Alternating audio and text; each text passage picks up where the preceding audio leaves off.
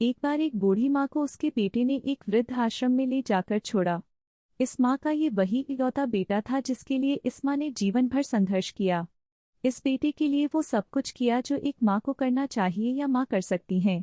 और आज भी अपने बेटे को किसी भी तरह की परेशानी ना हो इसलिए आश्रम में रहने के लिए भी तैयार हो गई। वृद्धाश्रम में रह रही माँ हमेशा अपने बेटे को याद करती मगर बेटा केवल साल में एक बार उसको मिलने जाता या फिर फोन पर बात कर लेता। कई साल बीत गए।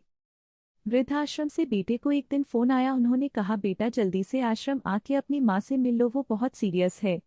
बेटा जब अपनी बीमार माँ के पास पहुंचा तब वह अपनी आखिरी सांसें गिन रही थी। बेटे ने अपनी माँ से उसकी आखिरी इच्छा पूछते हुए कहा, माँ मैं तुम्हारे लिए क्या कर सकता हूँ बताओ। माँ ने कहा, बेटा इस आश्रम में गर्मी और मच्छर बहुत ज्यादा है, यहाँ पर कुछ पंखे लगवा देना। फ्रिज न होने की वजह से यहाँ पर हम बूढ़ों को कई बार भूखे पेट ही सोना पड़ता है, क्योंकि किसी ने दिया हुआ खाना खराब होने से नहीं बचा पाते। तो इस आश्रम के लिए एक दो फ्रिज भी खरीद कर दे देना। बेटे ने अपनी माँ की सारी बात सुनी और अपनी माँ से पूछा, आपने इतने साल यहाँ पर निकाल दिए पर आपने कभी भी यह बातें मुझसे नहीं कही। अब जब आपके पास टाइम नहीं बचा है तब आप यह सब कह रही है, ऐसा क्यों?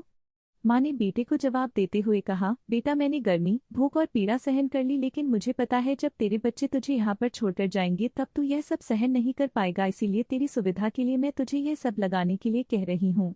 दोस्तों, माँ की ये आखिरी लाइनें किसी भी बेटा या बेटी की आंखें खोलने के लिए सक्षम है। इतिहास हमेशा अपने आप को दोहराता है। अगर आप चाहते हैं कि आपके साथ अच्छा व्यवहार हो तो आपको भी दूसरों के साथ वैसा ही व्यवहार करना पड़ेगा।